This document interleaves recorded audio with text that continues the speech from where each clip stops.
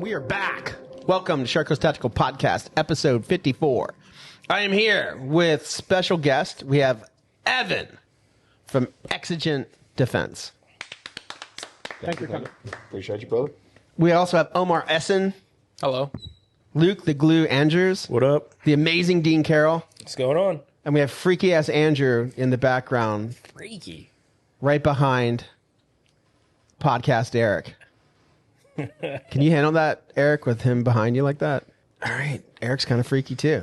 All right, we're going to get into a couple things first before we talk about Exigent Defense. Exodus. Exigen. Exodus. Let my people go. Let the suppressors go. Get them off the NFA. All right, let's get into that right away. What the fuck is up with the name? So- I guess it means, what does it mean, Omar? Emergency situation. Emergency situation, but I mean, Wise man told me that. it's hard enough for me to pronounce half the shit that's out there, but Exigent? Did anybody think, hey man, that name might be too advanced for the firearms industry? Yeah. Did not realize that was going to be a problem with people. Obviously, growing up in Alabama, my accent's going to get worse here in a second. It sounds like a damn magnolia tree that hit a trailer park. But screwing that name up is hilarious to me. So exigent means emergency circumstances, means pressing matter, and it's predicated on Fourth Amendment jurisprudence for situations where you don't have to have a warrant, like you have an active shooter or you have an active call or a fleeing suspect, things like that. We spent so much time doing law enforcement sales on the front end. Cops get the name. So it's a cop thing. It's a cop thing. It's a cop thing. All right, there you go. Thing. Sorry, guys, don't call me a bootlegger. They write bigger checks. So, They write checks. yes, they do. And hate on Huxworks, selling to the ATF first. So, if I get that contract, then y'all can hate on me too. So I'll be fine. You guys love that contract, though. Right. They contacted us and asked us to do some engraving, and I went around to all the By they, you mean the ATF. They contacted us through Amchar and said, Amchar, go ask Shark Coast if they'll engrave like 500 guns for us. This sounds like a trap. That's what I thought it was. I was this like, it's is a fucking this is trap. setup. Yeah. No, So I said I'd take it, and it never happened. But there you go. Just got outbid. yeah, but didn't Huxwork? They won the ATF contract and the IRS contract, right? Yes, they did. Yeah, and nobody talks about it. Yeah, that's very Maybe. fascinating. So what's up with the name? So it was a cop name? Well, not a cop name. The second part of that is, do you know how fucking many names are already trademarked? No. Every single one. So you just type in AAPPP, somebody's already trademarked that amalgamation of letters. It is incredibly irritating to try to go, you're going to find a cool name, I'm going to do this. Shit, somebody else has already got trademarked. Or a Chinese company's already got every permutation. Oh, I know. no name for you. Right? Fuck you. Right? The fact that Q got the letter Q, it's trademarked now. Like, WTF. Sorry, Q. I know. No, don't at me, Kevin. But it was not trademarked and got it. But we actually had to disclaim defense out of it, which was super weird. What do you mean disclaim? So, randomly enough, you can't trademark Exigent Defense. And they said, oh, well, the USPTO, which if you ever go to trademark something, it's an awful kick in the nuts. It is the most irritating process ever. They said, defense, it's a description of what you do as an exigent. What the fuck? So how does Daniel Defense have a trademark? How does all these other companies that have defense? So is your trademark just Exigent? It's just exigent now. Okay. So, we had to knock off that, so we have to move the little R symbol over. So you guys are aware that the name is kind of probably too advanced for folks like me. Yeah. Also did not realize that Silencer Central had a banish. Yeah, I was going to ask. That was a terrible, just didn't even know it. Had no clue. No clue that was out there. And we went with the Really? Vanish 556. Yep. Not So a now clue. it's the Vanish or is it the Banish? No, it's the Vanish. Victor. Now it's the Vanish. It's always been the Vanish, but everybody's been calling it the Banish. Or Yeah. Now they start calling it the Vanquish and the. This was a terrible name. Like, why didn't I just do what Q did and just do a letter? Be like, we have the L. This is the L556. So, Okay. which is it? I'll speak for Andrew over at Otter Creek. Love you, Big A. They did elements because you can't trademark an element. It's public domain. Smart. So you got your infinity, your lithium, things like that. It's like, damn, that was a good idea. It's like, Oh, that's it. Yeah, that is a good idea. right? So is Kentucky like the new Utah? I'd say so. It's a lot of inbreeding. Eastern Kentucky is a different place. So once you get into Appalachia, I Do you mean, guys have magic underwear over there? I've had the same pair on since the last time I saw y'all. So that's Kentucky magic underwear. Right. Well, This is underwear you wear every day. it is perfectly magic because you know what I keep doing? I just turn them inside out. Same pair of underwear. Brand new, fresh pair. Eric's nodding. He's been doing that for a couple years. That's marine shit, right, Eric? Yep. So oddly enough, to that point, you got Ridgeback Defense in Lexington. You've got Exigent Defense. You've got... But are Ridgeback the people that you had a Instagram war with? That is them. So love those guys. It doesn't Ridgeback sound kind of like Brokeback? Oh, 100%. You don't think I've let them... So they also had to go through 4 or 5 name iterations, too, with the USPTO, and they settled on Ridgeback finally. And they're like, fuck, one stuck, finally. Thank God. Do you guys follow them on Instagram? No, I do not. So for like a weekend, it was just fucking gay whore memes back and forth for this and this other company called Ridgeback. So who do you think had the best memes? You guys did. Nah, thank you. I appreciate it. So Ridge... No, theirs were like, I don't want to say anything because they'll start fucking doing shit on us. But theirs were, yeah, yours were better. Wait till we get into the fighting a legal battle over a trademark dispute and what we did to that guy. What were you gonna say, Omer? I was just going to say I loved going onto your website for the first time, and then you scroll all the way down to the bottom, and it says something along the lines of, "We're serious," and then next to it is all of the Ridgeback memes. It's like, hey, is that Riley Reed? I've seen this scene before. Why is this familiar? Like, that's Heather Brooke. I'm old enough now to remember her. God. Riley Reed. Yeah, the goat, the throat goat. Wonder what Riley Reed is doing nowadays. Maybe we could get her to answer the phone. She's married and has a kid. Good. I follow them post career. Like I'm going to be a committed fan. Like I want to know what you're doing after life. Like you got your doctorate. You're in it for the love of the game. Like good on you, girl. I feel like we grew up together here. I tried to have that conversation with my wife, I'm interested, they have really good entrepreneurial skills, and I'm interested in their history and what they do afterward, and she just didn't like that. So, but back to She's like, why do you always follow these people on Twitter? I don't know what they're doing. I'm like, Business because ideas. they're really good entrepreneurs, Lori. Right? Phoenix Mary bought a Harley dealership. Well, that must be a good business opportunity. And 4 or 5 strip clubs. Might have been in 1 or 2 of them, but whatever. Phoenix, Arizona is a different place. Is it? Oh, yeah. Oh, It's boy. dry and dusty. It's fucking hot. My ex-wife lives out there, so. Back to so you have Ridgeback Defense makes suppressors, Yep. and then it seems like they're all popping up. So you've got Ridgeback Defense, Exigent Defense. You've got Otter Creek down in London, Kentucky. Then you've got, well, they were OEM, but CS Machine over in Louisville does a lot of dead air stuff, a lot of other companies out of there. Then you've also got Irregular Defense in Cincinnati. So they're... I thought Irregular Defense was in Oregon. So Slade is in Oregon. Okay. You've got the manufacturing facility and everything, and they have their own printers. They have their own vertical integration, everything set up in Cincinnati. They are right across the river, and then you've got also Fax and Firearms right across the river on the Cincinnati side. So you've got a very big hotbed, and then on the Kentucky side, you've also got Anderson, which does a ton of parts and OEM work. Yeah, but they're everybody gone. else, so- They're Ruger. Right, exactly. They're still running, same employees, same everything. So they're still doing Anderson ARs? Not Anderson, just changed the name. So they just put a different name up on the out of the building. So it's still the same facility, still same machines, employees, everything. They just changed ownerships. And I believe the Anderson name is gone. Anderson, please don't sue me. I'm talking out of my ass right now. So no. Who then what about, I thought Ruger bought them and they're turning all their machines to make RXM 9s. That might be it. But Yeah. they're So still, that everybody kept their jobs? I believe so. It's pretty hard to fucking have that many machines and get rid of the machinists. Yes, it is.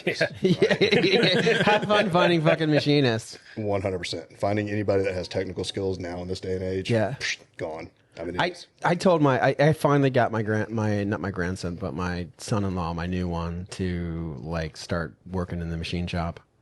Like, please, would you fucking just do this? You'll make money eventually, please. let me explain to you what a fillet is. Let me explain to you what a chamfer is. These are words you never heard in high school, Chamfer. right?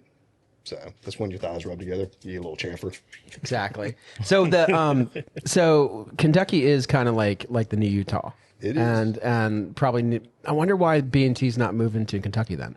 That's a good question. So Wouldn't that be smarter? Isn't it cheaper there? Because it's expensive as fuck in Utah. I guarantee you, if B&T is moving, or not, they are moving to Utah, but every angle of every aspect of that move was already analyzed probably 20 times over and calculated and run through with a fine-tooth comb, and here's what the cost is going to be to drive here. Here's what this is going to be to drive here.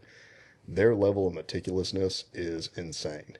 So their attention to detail is insane. So I guarantee you why they landed on that one spot right there.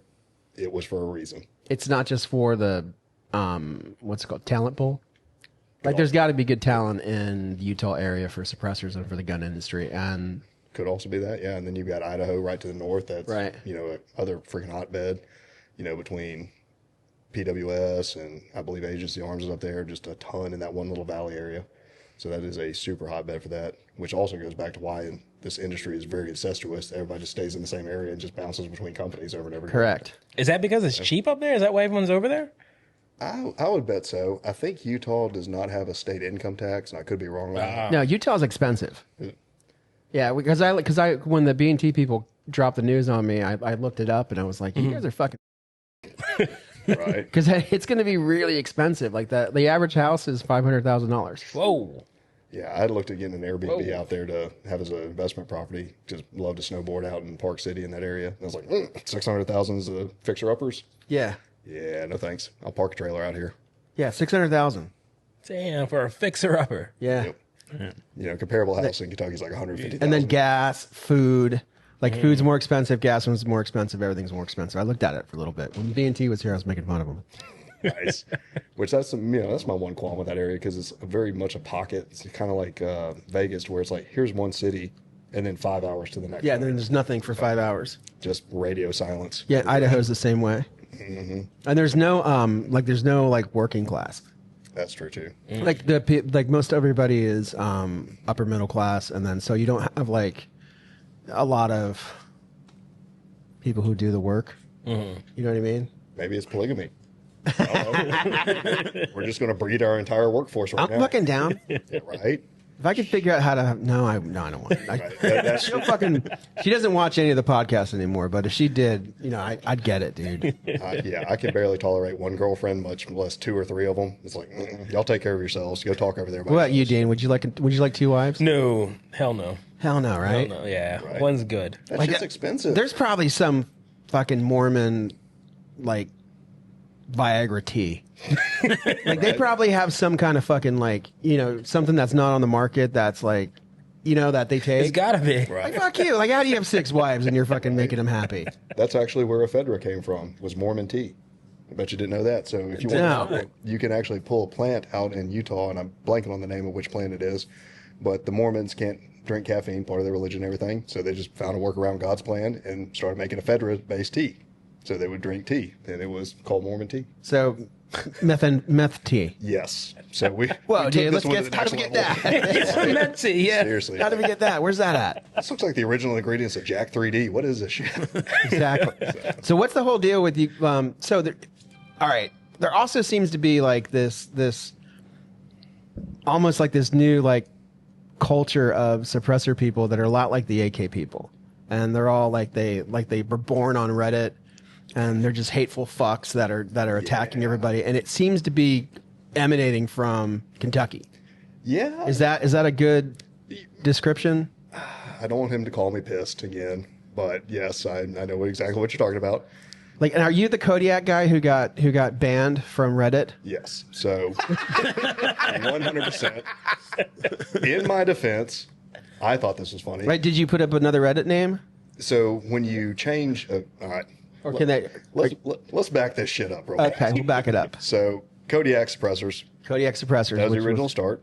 All right. Strong sounding name. It's Kodiak. That's a Russian word for island. That's not a Native American thing. So that's Okay. where that word came from. And like the tobacco, so Kodiak sounded good enough. Well, A lot better than Exigent. yeah, exactly. What happened I there? know. We just went downhill. So out of Rainier, Oregon, there is Grizzly Cartridges LLC.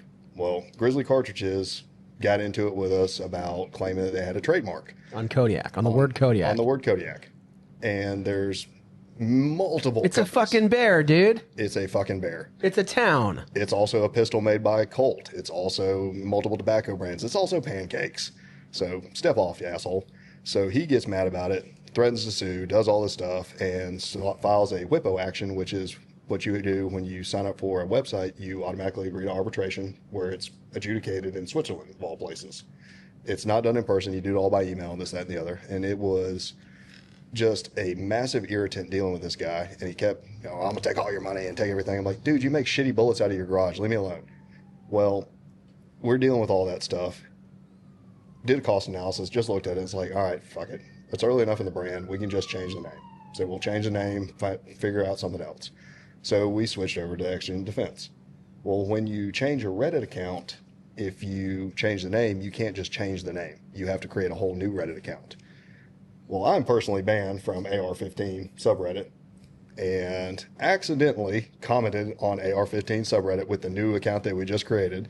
So Reddit flagged the damn thing and said, band evasion, permanent ban. Like, son of a bitch. Well, randomly enough, Permanent ban. perma-banned, I'm banned on Reddit too, though. right? Well, also the Kodiak suppressors got banned too for call to violence. There was a guy that was just mouthing Call to off. violence. Yeah, some ding dong was talking about something he had no idea he was talking about. So just typed in there, if you keep this up, we'll come over and slash the tires on your house. Okay. They said that was call to violence. I thought it was a funny joke, making him feel like he's living in a trailer. So, Reddit did not find that funny. So another ban right there. Well, randomly they all came back online one day and was like, what the fuck is this? All right, so just create another Exigent Defense. Well, that one got flagged again for something and got banned. I'm like, damn it. So this is now lost the personal account, lost the Kodiak, lost Exigent 1, Exigent 2. So we've been banned 4 times off of Reddit. At this point, it's just like, I'm tired of dealing with these ding dongs. It's not even worth trying to create another one or get a VPN or mess with. So screw it. It's a toxic cesspool of goobers that are probably the worst customers. They will talk and analyze, and they will never be decisive. They'll never go buy something. It's like most of these guys probably own one suppressor or they own 50, one of the two. Like they're either actual buyers of things or people that want to have good suppressors, or they just want to have something to discuss. Either way, it's like, all right, y'all go do you, talk about it, do whatever. Best way to have a suppressor or evaluate it is shoot it. Get out and actually shoot the thing or shoot the gun, whatever it is y'all are talking about. Well, how did it happen?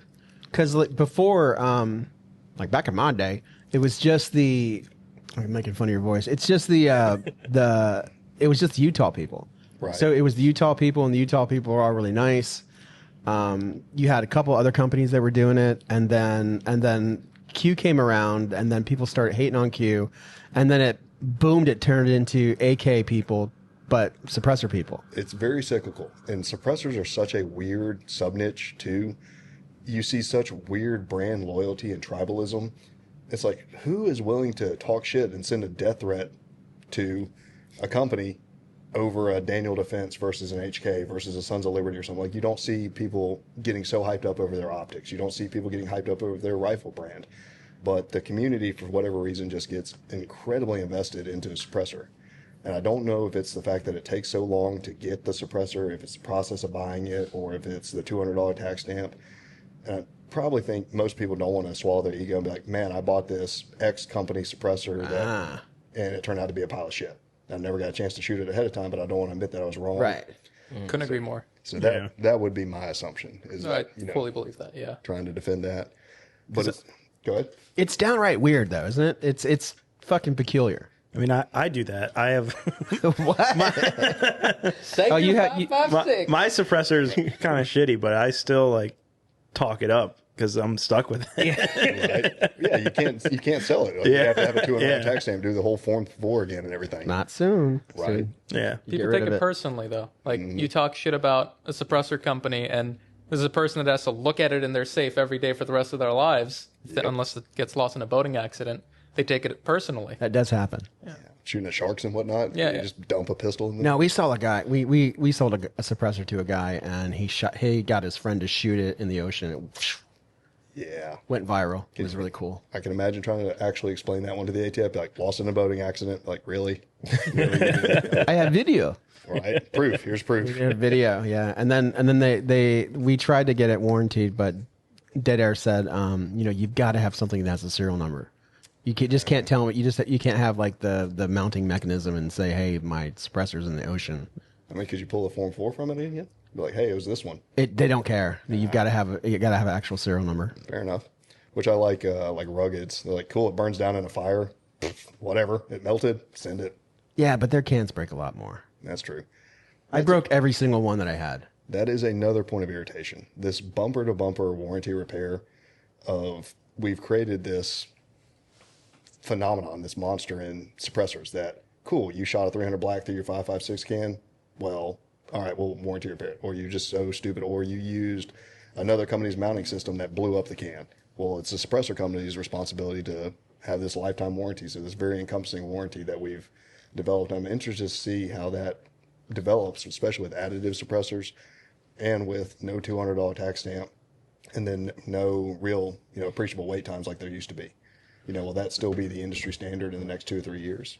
It depends if you want to incur the wrath of, like, I think it depends with how big you can get. Like if you get big enough, like HK or FN, like I remember the one warranty that I had with FN, like they sent me one of their Scar fucking in a box kind of things. One of those like anniversary things, like a big thing kit with all kinds of shit.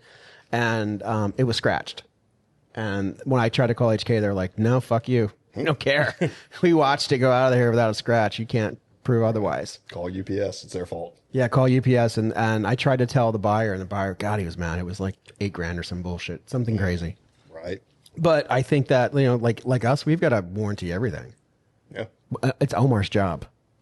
Sure is. And Omar, was your opinion on customer service coming from Starbucks and the shop, is it the same as your opinion of customer service now? I think we talked about this last time. We did talk about it last time. Okay. Overall, yes, I still think, you should take care of your customer always, especially when it comes to, I see people start treating customers badly because the customer doesn't know what they're talking about. And unless they have an attitude about it, I disagree with that. Like, you're the one who's doing it as a full-time job. They're giving you your money. Be nice to them. Don't be a dickhead. Educate them respectfully. Explain things. Take time out of your day to make sure that your customer fully understands whatever question they have is answered. If they get an attitude, my perspective all bets are off. 180 degrees. If I tell you, hey man, it's actually supposed to do that, and they tell me, no, it's not, I get a little angry. And Yeah, wasn't that the Glock going back in battery or something last week? Oh, the customer was complaining that the Glock trigger, when they pulled it to the rear, wouldn't go back forward. Dry firing, by the way, not live rounds. And this customer was great. We explained it to him that not all guns do that. There's a difference between double action and single action pistols and all that. And that was great. But there was another time way before it where the same question arose and the person started arguing. Well, I got this Taurus G2C here and it goes forward. Why don't this Glock? Right. And explain it to, the differences between single action and double action and what that means. Well, it should be doing that. I want my money back. Right. Now shoot your gun. Omar raises a great point on that, and something I would clarify. The Reddit persona, vastly different than customer service persona. So vastly, vastly different. What you mean by that? Will absolutely make fun and mock people on Reddit because, they want to be dorks. They want to mouth off about something. They have no idea what they're talking about. Never shot the can, didn't buy it, didn't trust us enough to, purchase our product. If you're willing to purchase a product from us, it's a lethal application. It is something that's very important, very serious matter. Customer service, much higher in that regard. So, yeah, you have a problem? Cool. Let's figure out what the problem is. Call, mail, and cell phone. Shoot an email. Try to be as responsive as fast as possible. I had one guy's like, man, there's all this brown dirt coming out of this thing. Okay, cool. Where are you? All right, you live in a desert state. Did you possibly get dirt in there? You did. Okay, yes, you did. Got it. So you stuck your suppressor muzzle down and then had some dirt coming out the bottom. All right. I'm not going to make fun of him. Like, hey, let's clean it. Here's how we clean it. All right. 10% simple green, 90% water, put it in a bucket for about 24 hours. Take it, shake it out. Everything will drain out the front. We're good to go, brother. The customer in situations like that. So you probably had those irate customers that call you and they're just pissed off and they're madder than hell. But giving them an opportunity to be heard is the biggest thing. And that's the easiest way to diffuse an angry customer. When you affirm that you heard their complaint or you heard their problem and you actually listened to them and you gave them a chance to vent it, they'll switch. They'll night and day. And I look at it too as a challenge and almost like a game a little bit of like, how do I convert you into being happy? Like, how do I score one more win on this? Of like, cool, man, you had a great customer experience. Awesome. That's like, ding, I got a little token for that. So how do you get somebody to walk away from it? Or like, situations where somebody wasn't happy about something, was like, hey man, cool. You had a X mounting option that it didn't work and you didn't realize that it didn't work. Yeah, we didn't list that mounting option on the website because we had no idea, like didn't know that thing even existed. Let's send you a Reardon device. Cool, man. Let's fuck it. I'll eat that cost. Like, give you a better experience and now you're not mad. So, I totally get that. My problem comes from like, the gun doesn't work. I haven't shot it yet. Would you try shooting it? Well, no, I don't need to. I'm loading live rounds in my living room. And so you're going to there's a shoot it problem. here in a second. There's a problem. And I ask him, describe the problem. And he goes, well, it doesn't always eject the same way. I'm like, as you're pulling back on the slide or as you're shooting? Oh, no, I haven't shot it, but the gun doesn't work. So I'm like, all right, send it in. He sends it in. Function check the gun. Gun's fine. Shoot it in the shoot booth. Gun's perfectly fine. Fully disassemble, clean, reassemble the gun. Function test again, test fire again. There's nothing wrong with the gun. Send it back to the guy. Hey, the gun still doesn't work. Have you shot it yet? No, but I want a new one. That Did gets we send him a new gun? that gets yes. That gets What happened to the old gun? Andrew, I think. Still brand new. It's never been shot. I mean, Try to find it. No, we test fired it. I'll try to find Yeah, it. try to find it. and We do things like that, like so we're small enough where we can't. Like we can't fucking take those Google reviews. We can't take fucking YouTube reviews. Like we're too small, and we really try to like take care of people as much as possible. What I've learned is I am not the guy to be on the other end of the customer service call or email. right, It's not me. Like I am. That is not my skill set. right. I completely understand. Bad idea for me to be even talking to people. What I think is witty and funny comes off as a smart ass. So it's like, all right, need to check the ego. Check myself Yeah, a little people bit, think I'm a dick. right. Right? Yeah. But kind of, to Omar's point and everything, you'll never hear me say the customer's always right because they're not. I mean, the customer's not always right, but it's incumbent on the person providing the service or the product to get them to a place where they are right. So let's solve the problem together if we got to. So check the ego at the door. You tell us it's a stupid product or it's bad or whatever. Cool, man. Let's figure out how to get you to a point where you believe in it again. You bought it the first time. All right, let's get you as a lifelong customer. And that kind of thing, especially in a store like this, like you probably have had regulars coming in here every Friday on payday or every chance they get to come in here and just walk around and talk to you guys and see y'all and that direct interrelationship. That's the kind of shops I love going into as a buyer and as a consumer, just being able to have a little bit better than just going into Joe Blow hardware store where, they don't care. They're just trying to sell a unit basically. So Now we have a lot of regulars. But a lot of like new people are being generated every day. that's good. That's good. Like we had a guy yesterday came in on his 21st birthday. He's like, I want an AR, I want a revolver, I want a bolt gun. I remember the day Did he get all that? Yeah. Oh, hell yeah. Yeah, he bought all that. It was the coolest thing ever. When I turned 18, I went and bought I think it was a Mac 90, whatever the old Chinese AK was. With a thumb hole stock. Yeah. And it was That's all about that's you're talking Luke's language. Yeah, crooked I got sight, one of those. crooked canted, everything, probably a crooked barrel. Do you have one of those, Luke? I do. But it was right after Columbine. And they were just like, hey, so everything okay, man? You got anything to talk about? Like, everything's good. I'm like, yes, I'll take 5,000 rounds of ammo too, please. Like, all right, so can you sign this waiver too before you leave here? On my 21st birthday, I bought 6 cans. Nice. I was waiting on it for a very long time. I can imagine that had to been, 6 months wait time right there. Took a year. Right? How long did it take to get your first can? I never put one in my name until they started coming back fast. Nah, no, fair enough. I think mine was 9 months, and it was a dead air primal, gigantic bore, and I baffle struck the first round. Oh, right down the front. I mean, I started doing this in 2011, and I did it like one of the main purposes because I couldn't afford anything. Yeah, I had a 1022 and an SKS and a shotgun There you and go. a Mosin. All right. I couldn't even afford an AR, so and all those guns I bought secondhand, and I figured if I got into the gun business, I could afford ammo and I could buy guns. And I remember like one of the first guns I wanted was a Sega 12. I'm like, oh god, if I could just get a Sega 12. I feel like you bought from the same FUD at the gun show. Just a full table of like, just give me it all. Like, just No, I drove to Orlando and got the shotgun and like the Mosin. Like I remember I shot the shotgun. I put that those fucking eBay tactical kits on the shotgun. And I shot it, fell apart.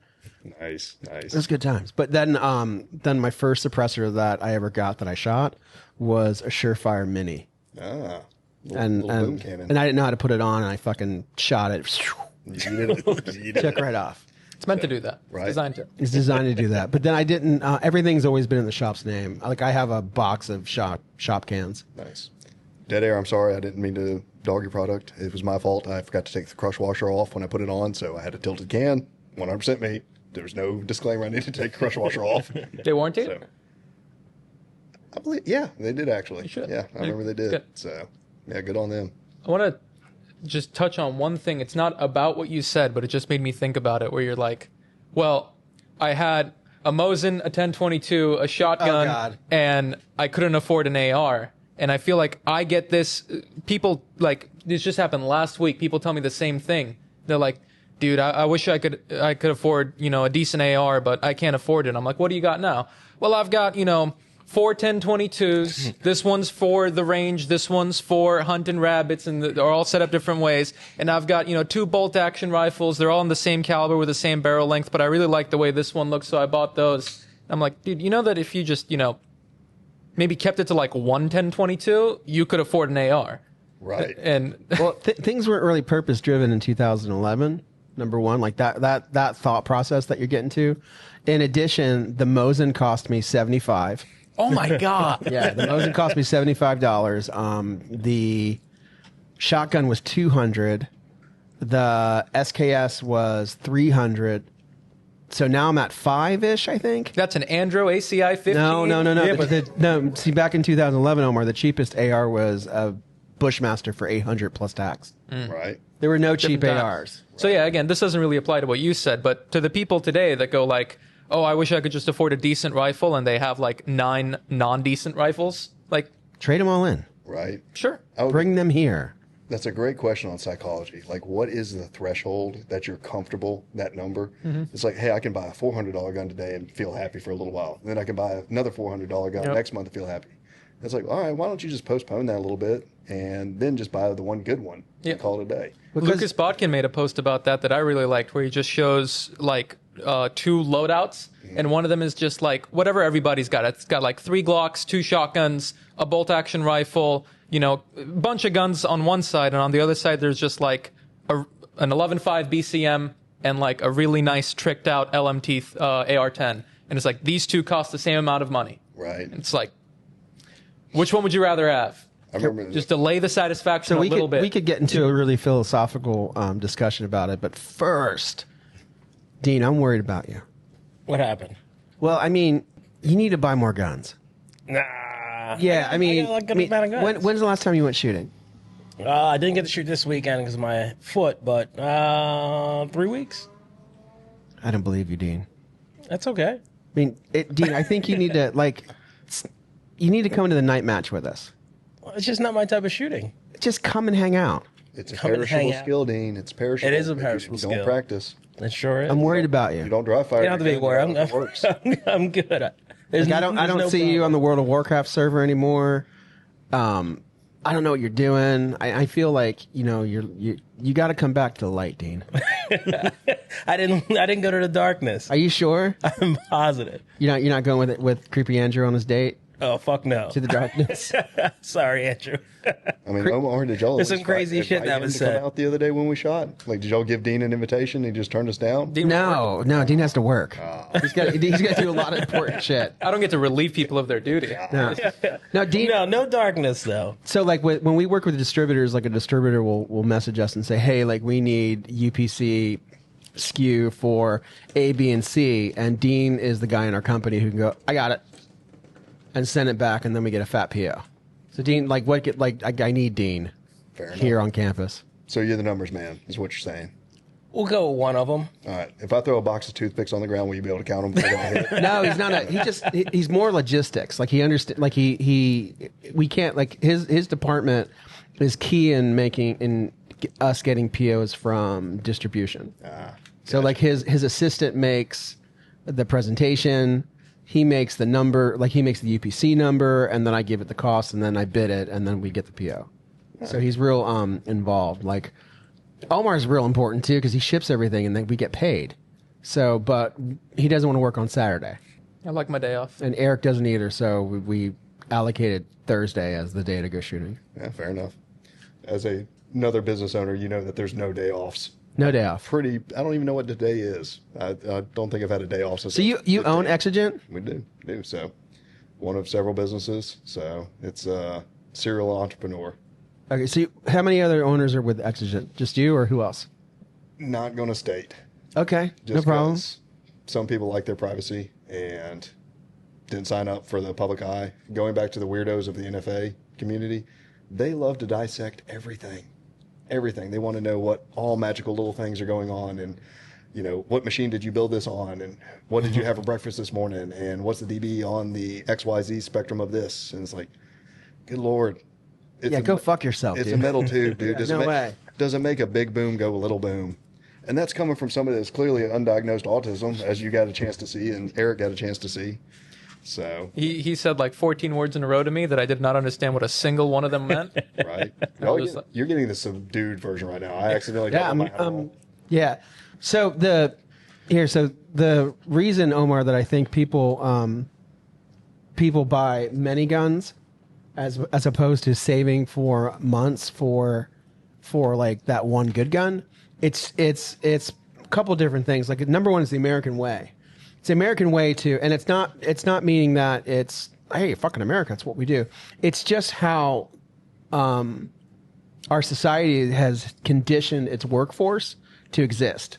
Like, so the communists would say, we need to rise up and take over the government because they're fucking everybody. And the reason why people don't rise up and against the people who are fucking everybody is because they can work a 40-hour work week, go home with their wives and their kids, buy something. Consumer. right. Yeah, it's a consumer. So it's like it's a thing in people's heads. Like they get to, like, because most people do something they hate. Like a good percentage of the American populace who, when they work, they're not doing something that they kind of like. Like they're not involved in an industry that they're into. Right. Like the gun industry is unique in that aspect. Like most people who are in the gun industry, like at least originally liked guns. Right. Maybe not now, but most people they're into. So, but most people, like, imagine if you're fucking cutting lawns. I totally get it. Yeah. I totally get it. And I'm not saying not to be a consumer. I can't say that. I'm a fucking consumer. Dean knows it. I keep buying shit.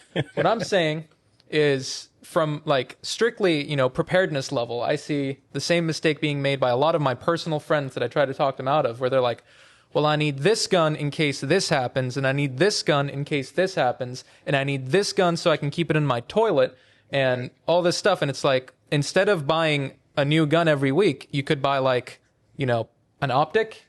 Next week, buy a bunch of ammo. Next week, buy a bunch of mags. Next week, buy, a flashlight, a surefire light. Next week, buy a can. And then it's the same amount of money spent, but instead of getting a new serialized item every week, you could be building up like one rifle that you can genuinely do 99% of things with. And then now you don't have to have, I understand the whole, like, and I'm not shitting on people who just like to buy guns and shoot them at all, because I do that to a certain extent. I have a lot of toy, like, range fun guns. I'm talking more about the people who genuinely want to prepare, and their idea of wanting to prepare is to buy one gun for every occasion, so that if shit hits the fan, they have to, carry their 8 duffel bags, because just in case. Well, it's too. It's like someone's purchasing is also like an extension of their individuality. Like it's someone not being, a worker bee. So you're saying you're being purely logical and strategic, and you're saying let's buy optic mags. Great, but to the average consumer, like they want to buy, like it's their idea in their head, which they came up with either on their own or watching their favorite person on the video, like something caused them to say, I need a fucking gun for my toilet. And so that helps them. I have a toilet gun. I want to make that very clear. What's your toilet gun? Bodyguard 2.0. I can stick All it right. under the tank.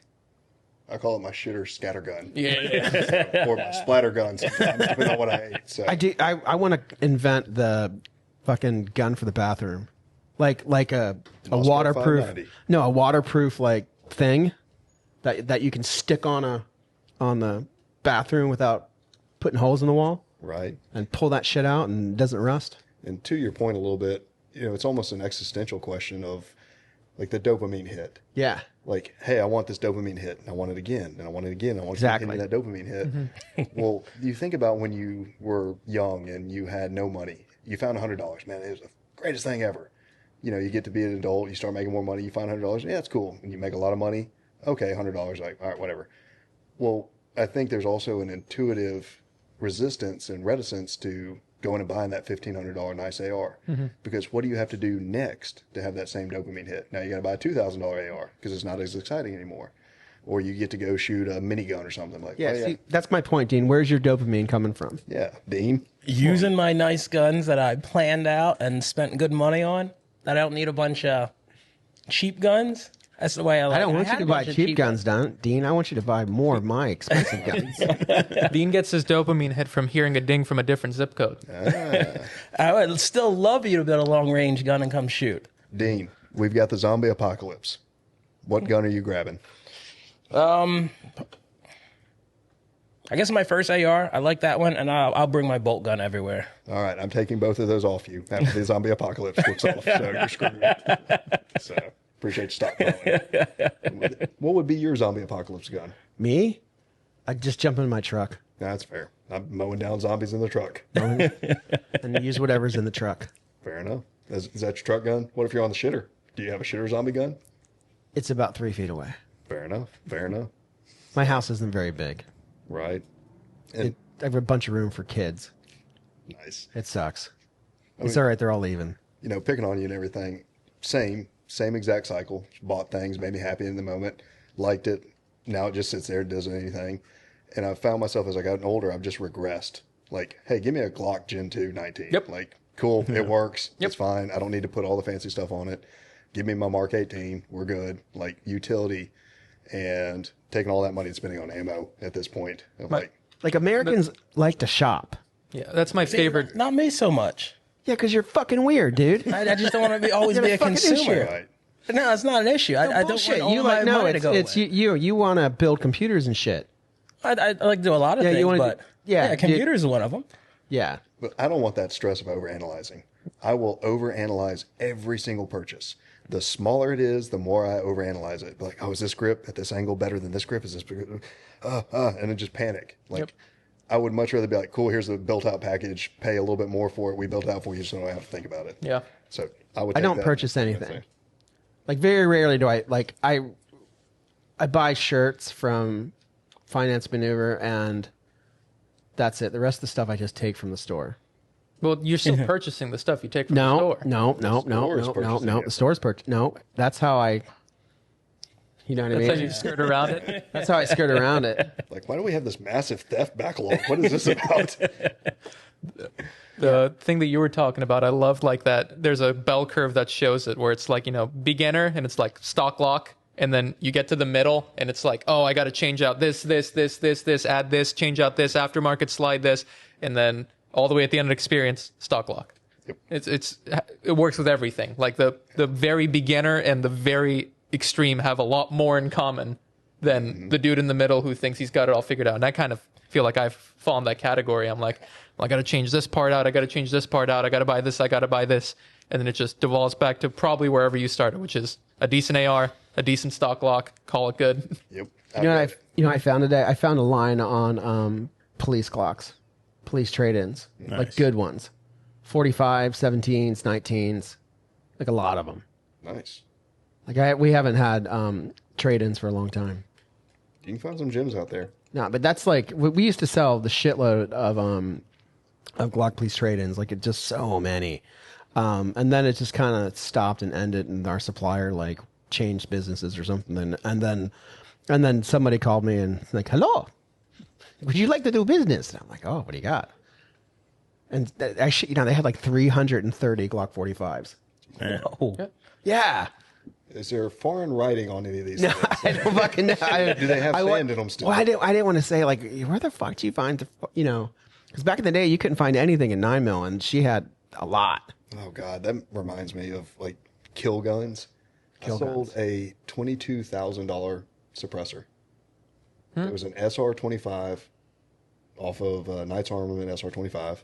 It made it back into the U.S. somehow from Afghanistan and had a documented kill behind it. There is an entire market where people pay for like police guns that have been in shootings or crime scene guns that have been in shootings. Oh, that's scary. That's like snuff films. Yeah, it's like, hey, you just bought a Hitler painting. Like, I guess it's valuable, but like, why? Like, why did you have interest in this? What is this about? Like, why do you want blood on it? It's like, It goes back to that dopamine. right? But People want to shop. They like buying stuff, except Dean. There's a huge market right now on battlefield pickups from Ukraine. I'm trying to buy something right now. I'm trying to buy a new house. That's a lot of money. if you buy a kill house, you raise that price up right there. See, all right, Dean. So why don't you just say that, like, when I was fucking 10 minutes ago? Why don't you say, hey, I'm trying to buy a house, dude, shut up. Yeah, I'm kind of a private guy. I mean, there's other stuff, but house is one of them. I got a couple what's the big address, Dean? Where's it going to be at? Can you Yeah, where's it going to be at? Yeah. Is there a back door? Tennessee. name? Tennessee. Really? How about You're trying to buy a house in Tennessee? No. Are you quitting, Dean? No, I'm not buying a house in Tennessee. Hey, why'd you know Kentucky? What's wrong with Kentucky? I've never been to Kentucky. I've been to Tennessee. I do like Tennessee. All right. That's like Kentucky Light or Is it? Kentucky Better, I guess. I don't know.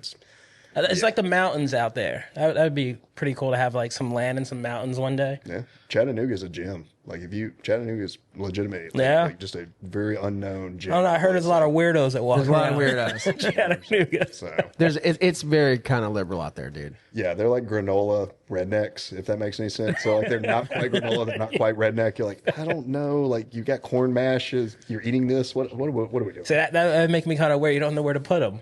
Yeah, exactly. Yeah. I can't categorize you. Yeah. Do you remember a suppressor company from Kentucky called PTP Tactical? Not off the top of my head. Really? Like these guys used to come in here every year because they have a house out in Siesta, and then one year they got into selling suppressors and they came here and we sold the shit out of their suppressors, and it was back when wait times were a year, and the first one we got back fucking blew out. And like it was Kurt Hoyle, I think the customer's name was. Came back and he's like, I just shot this and it blew it out. And we called the company and said, hey, what the fuck? And they're like, well, what grain ammo did you use? And I'm like, 115. And like, well, it says on the website you can only use 147. And they wouldn't warranty the can. Oh. Yeah, screwed up. So I bought a new can for the guy and stopped buying from him. Never heard from him again. Fair enough. Now, that raises a great point. What's that? We are on the precipice of a wave of suppressor innovation. And you've got companies like Ridgeback, Exigent, Irregular. You've got additive manufacturing that is beginning to really ramp up now at this point. You're going to see a massive improvement across the board in suppressor manufacturing. What do you mean? So the differences in reductive. So a standard baffle stack, cut it out of bar stock, stack it, weld it, do all those kind of things. So your traditional cans like your YHMs, your Otter Creeks, your different brands like that are functionally very similar to what Hiram Maxim did 100 years ago. There's only so much performance you can squeeze out of that. And some companies have done a great job of squeezing out and finding better ways to do price and things like that. But with additive manufacturing becoming a more prevalent, more, I won't say accessible, but you're starting to see more machines coming into the country now to do additive 3D printing. So when you say additive manufacturing, you mean 3D printing? Yes. Or technical term, direct laser metal sintering. So, but yes, 3D printing is the easiest way to say it. You're going to see... And these are machines that come from out of the country? Mm-hmm. Where are they from? All over the place. So, like, B&T's got Swiss-built machines, most of them in Western Europe in that area. And I'm going to be talking out of my ass on this one because most of them are bought from Western Europe and then channeled through different companies here in the U.S. that act as distribution on that. So like One Click, Renishaw, looking on the other one. What's the Yeah. So when I was in B&T the other day, I was walking around looking at their stuff. I was like, I've never seen that before. I've never even heard of this company. Like, yeah, you're not going to. I'm like, damn it. Big Swiss has got some cool stuff over there. But going on that, you're going to see a lot more innovation. So the ease in which you can develop an additive manufactured suppressor, the accessibility of it, the ability to do different geometries inside, the ability to have different gas flow patterns, different dynamics, and be able to do different materials. So like if I tried to machine a Inconel suppressor, it's going to be insanely expensive. Trying to cut it out of bar stock, it's going to chew up the tools. It's going to be difficult to weld. Fuck chewing up those goddamn tools. Right? That's where free. That's a pain in the fucking ass. Right? So, but you can 3D print Inconel 718 and have a heat rating of 1400 degrees on it, or you can 3D print titanium as well, grade 5.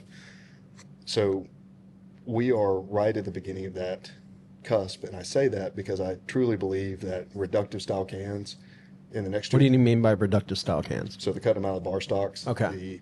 So if you think about the evolution of suppressors, you had the Form 1 days, the sauce cups, and the tubes, and the monocores, and things like that, and it transitioned into a little bit more mainstream, where you do a reductive, where you just feed it through a CNC, you lathe it, cut it, make it basically a teacup that can be stacked over and over again, then you run a circular welder on it, and now you have a suppressor. So that's, and again, YHM, great people over there, please don't at me, but that's functionally what they were doing, is cutting them out of bar stock, just stacking them, welding them, and creating baffle system, just a standard baffle. Well, to have economies of scale on that, you have to have uniformity in your baffles. So that way you're only cutting a lot of one part. So like you would know when you look at like a, let's just say Q, you got a Q suppressor. You notice how all the weld spacings are all uniform, all the same? Well, it's the same exact baffle over and over again. Because if you stop the machine, transition it over, change it out, change the chucks, change everything, you have loss of time, you have man hours going into it, and then you have different parts. Well, what happens if you accidentally throw one part in the wrong order, or if you do something wrong in that? But with additive, you don't have those same QC issues. You don't have... Why is it called additive? So additive, so you think reductive, you got reductive bar, you reduce the metal by cutting away from it. That's when you cut the teacups. Additive means adding shit to it, Yep. and which is 3D printing. Bingo. So how an additive suppressor is made, it's fascinating to watch. You've got build plate, it's usually titanium or whatever the metal is, and then a laser shoots into a bed of powder. So micronized powder, like an Inconel powder or a titanium powder, and it's going and it just sits there and builds itself up. And it looks like a stalactite just building up over a couple hours.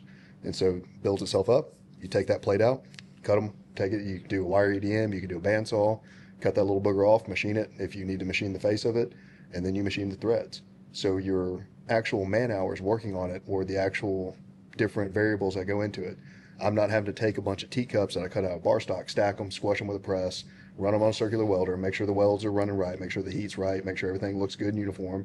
Because y'all have seen some cans, I'm sure, where you looked at it and it's like, ugh, this weld looks terrible. Like, there's like draw out, and it looks like this is a vagina. And what is this thing over here? Like, there's splatter. Vagina can. Right?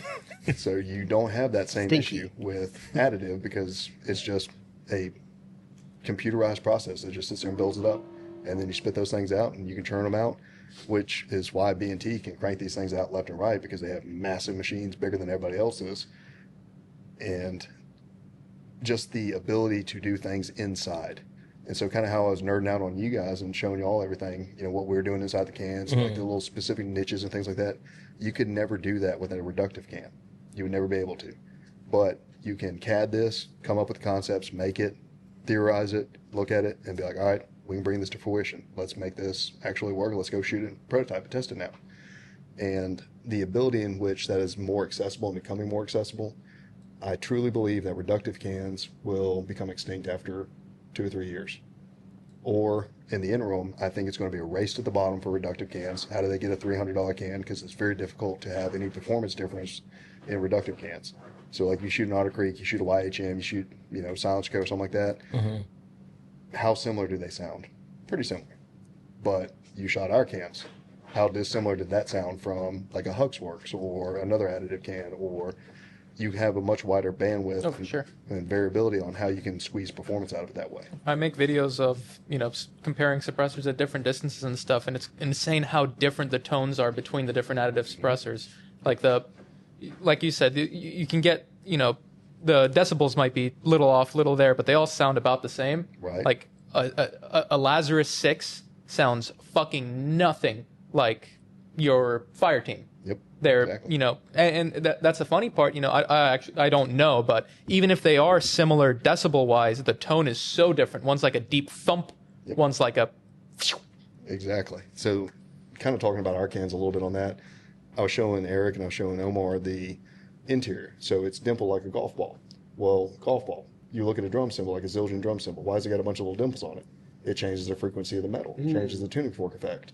Well, we started playing with that and going down that concept route and said, wait a minute, we're able to deaden the sound in this. So we're able to take the tuning fork out of the can itself. So by just changing different configurations on the inner walls of the cans, we're able to give it a lower thump to it. So it's a more pleasant sound. And a baby and a bass drum could have the exact same decibel reading, but the bass drum sounds more pleasant to the human ear being a different frequency. So how do you get a deep, low thump? How do you get that deep, low, you know, just pleasant sound versus a high-pitched crack or a ting? Or like when you flick a Surefire, was it the 3-prongs, and they get that little ting to them? Yeah. How do you take those tuning fork effects out of it? So things like that, you can do that with additive, but you can't do it with reductive. And then you start playing with more stuff, and then you start coming up with more concepts. Are Otter Creek cans additive? They are, the main lines are reductive, and then their Infinity is an additive can. Okay, so they're expensive one. I won't comment. So it is budgeted for the consumers that want to buy it. Okay. So, which is not to say, like, Andrew has done a phenomenal job, and much love to those guys. They did a great job of taking some Form 1 concepts, and Andrew's experience doing that, building Form 1 cans, and giving a really good performance can for the cost, for the budget and everything, and making it more accessible for people that would have been turned off by $1,000 can or a $900 can, things like that. So making suppressors more accessible for people. So he's done a phenomenal job on that, and I can't knock him. And at the same time, too, he was able to build a business and employ people and bring on people and give them jobs. So good on him for doing that and taking that concepts that he had and making, you know, a pretty good can out of it. So the Polonium is not a bad can. Personally, I think the Polonium 30 sounds better than his K and his full-size Polonium, but that's going back to the Inhuman experience. It might be a higher decibel, but it sounds different. It has a different thump to it. Mm-hmm. And that's going to two things like, you know, what we do a little different, like having different apertures at different places on different baffles or where the gas is being shaved off. That changes the sound. It changes different thumps to it or different cracks. Where do you get the engineers, though? Like, where's the suppressor? How is the suppressor industry finding all these people to draw the CAD? They are not. That's the crazy thing. What do you mean? There's no degree for building a suppressor. There's no engineering degree for building a suppressor. So where are all these people coming from? All walks of life. Trial and error? Trial and error. That is the best way to design, test, and make something is to build it, go shoot it. So it's like, you know, having 50-something builds for his prototypes and like, well, shit, 7 of these sounded good. Now we got to go cut up the other ones or ditch these things or figure out a way to get them. Like, that was wasted money. But at the same time, that's how you move forward, get forward, and just keep working towards having a better product. So you think we're on the precipice of seeing even more innovation? Yes, 100%. That's a great business idea. Do like a Sonoran Desert Institute for suppressor manufacturing. Just give you a useless degree, and then you can go up to any suppressor company and you're like, I got a degree in silencer manufacturing. 100%. That's how I convince girls to have sex with me. So, got a pair of scrubs from the secondhand store, went and bought a stethoscope, found a little badgy thing, and then I would just go to bars and be like, hi, yeah, I just got out of the OR. Like, man, it's been a long day. Like, every time. Every time? Do that. Yeah. But they kind of start asking questions like, so what do you practice? I'm like, why are you asking questions, girl? So It's classified. yeah, exactly. Classified. Like I work in the special ER, the SER. So you guys went out and shot your whole line. We did. We did. Last Thursday, we're going to have content permeating the YouTube. Omar, what did you think of their suppressors, of Exigent suppressors, and which ones did you shoot? Can you tell us? Yeah, I shot all of them. You guys make 6? 6, about to be 7. About to be 7. So the right off the bat, the very first initial thing was I walk up, he hands me a loaded AR with a can on it, which is, you know, fastest way to my heart. And I go to throw on my ears, and I walk up and I look back, and Evan doesn't have his ears on. So I go, you got your ears? And he goes, I don't wear them. I'm like, let me try this. Like, let's see how long it takes for my ears to start ringing. And I took my ears off, and I never put them back on. I just kept shooting without ears all day. I never once got my ears to ring, except for I decided to be cool and draw my pistol and shoot, and I forgot I didn't have ears on. And Right. Eric and I let him walk into that. Yep. Like, you want to say anything? Nah, don't say anything. Yep. Let's see how this goes. they let me do that. But other than that, like I was super shocked because we're shooting full auto short-barreled rifles with, you know, they're 5.56. They're not like 300 blackout or they're nothing subsonic. And I've always been told, you know, you can't get 5.56 to be quiet. You can't get it to be hearing safe, which probably not hearing safe, but just wait till the comments. They're going to tell you you're wrong. Oh, yeah. Oh, you're wrong. You got to put ears on. yeah. And I'm not telling anybody to go shoot without ears, but I didn't have ears on the whole time. And I shot, 7 different cans and never put them on and never had my ears ring. It would get plugged up with like, when I was shooting the 30 cal on a 5.56 and we would do like 2 mag dumps in a row of 60 rounds going out fast out of like the 11.5. Mm-hmm. That one, you know, towards the end of it, my ears are getting kind of plugged up where it's kind of muffled, but I never got my ears to ring shooting 5.56 all day, which was insane. And that's why we never shot subsonics until we started shooting those 147s that y'all brought. Yeah. So we were shooting all supers the whole time, Mm-hmm. 115 on the 9mm, and then I can't remember what we were shooting, but I know it's 55 grain on the 5.56. So, but my dumb ass is just out here shooting this stuff, and I'm like, okay, yeah, it sounds good. And then people are like, hey, you need to wear ears. I'm like, why? Was I supposed to? Like, did I miss something? Like, is the range safety officer here or something? Like, what's going on? And that's what we thought it was supposed to be. Like, truly thought that our cans were like, man, these are mediocre. Like, these suck. And then we started getting other people's cans and shooting them and be like, okay, never mind. This is, we might be onto something. But kind of to your point and asking, like, where are these engineers coming from? Where are these ideas coming from and everything like that? The whole industry is an evolution. It's an evolution of previous designs, previous things like that. And if you look at Hiram Maxim's, 100-year-old patent, I can point out to you some of the same core concepts that we're using. So if you look the way he's got overhangs and where he's swirling gas and you read his actual patent, there is all kinds of like, man, I knew that's what we were trying to do, but this jackass figured it out 100 years ago. And the machine gun. Yeah. Same dude. Didn't even have a computer. What the hell? That was like, John Moses Browning, knowing what ergonomics were before ergonomics was a word. Like, how did you develop, the 1911? And how did you know that slower moving round was going to be necessary to knock down Filipinos that are high on ephedrine or whatever, stimulant they were on? Because he invented the word stopping power. Exactly. So they were shooting them with 38s and it was just punching right through them, and it wasn't knocking down the Filipinos. So during the Spanish-American War, John Moses Browning said, cool, we got to have something that's slow, moving, it's big, fat round, needs to knock them down and kill them. So that's why we got the 1911 out of it. You are going to see some nerd shit here in a second. So if you want to keep going down this rabbit hole, I can take you to Wonderland. You okay there, man? I'm single and childless. I don't have a lot going on in my life other than just staring at the computer. I did read all 4,186 patents that have suppressor silencer in the name. You did? Even the ones written in Japanese. Why? Because I wanted to learn. It's hyperfixation. So unfortunately, I think I got kicked in the head by a mule when I was little. And so that was one where that's what my family keeps telling me. That's what that scar's from. But hyperfixating on it, looking at core concepts, looking at theories. And right now, too, we have a massive tool in AI. We have a massive tool in ChatGPT and things like that. So I would be sitting here working on something like, fuck, what is the Darcy complex? I don't want to write this one out. So like a Darcy complex or a Darcy equation, it's the surface friction and how much airflow travels over a surface and what's the resistance to that airflow going over the surface. Well, I just punch into ChatGPT and say, hey, what's the coefficient for Inconel 718 with this outer perimeter, outer diameter, and this type of constriction based on this pressure module? And it spits it out. And I'm like, oh, cool. Well, maybe we should make this a little bit bigger. Maybe we should change this a little bit. So being able to spit in real time complex data and complex solutions that otherwise would have had been done out by hand, you're able to just continually move this thing forward. What are the rest of the companies going to do? Are they on it already? Talk shit on Reddit. No, but like the bigger companies like Dead Air and Silencer Co. and et cetera, et cetera. Not to speak for them, and that's a great question, but like you look at some of these companies, it's like, y'all have been doing the same thing for 25 years. How are y'all not evolving and like have you seen Sig's new can?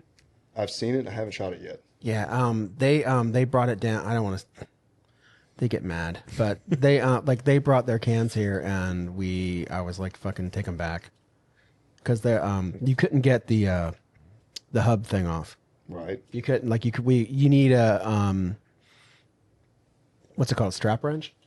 Yep. You need a strap wrench and two big yeah. dudes to take apart the direct thread mount on the hub, and we were like, ah, man. I mean, if you guys didn't think about that, but I don't want like the common guy to buy a suppressor and then Kodiak suppressor.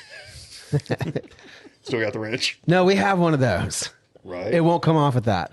Right. You've got to put a. But we thought, if you're bringing a suppressor to the market and two big dudes with a strap wrench and some other kind of suppressor wrench can't get it off easily, then we don't want to try to sell it to customers. Makes sense. And I would posit that I think a lot of the big companies have gotten out of touch monitoring trends, monitoring the consumer base, watching what's going on. And with a lot of these big rifle companies, it's almost like suppressors are still an afterthought. Yeah. Like, hey, we build rifles. Cool. Here's a suppressor. One dude, he wouldn't do anything, so we made him go build suppressors. And it's, how much are you willing to invest in just solely the suppressor, just solely the unit itself and designing that? And that was kind of one of the things that we really harped on too was, hey, we want to make suppressors that are optimized for the caliber, optimized for the platform. So predicating them off of SBR. So like the Street Goblin 5.56, predicated off of Mark 18. Most violent gas system, 75 thou gas port on it. We were testing everything on the Mark 18, and the internals started looking away, and they started evolving in a way. Well, if we had been testing all of that on a 16-inch, it'd probably look a lot different. It would have different internals and different configurations and things like that. But you've still got a lot of companies that are just trying to do like, here's a can, here's a do-all can. We didn't really put a lot of R&D into this. We just made it because we knew people were going to buy it because our name's on it. Yep.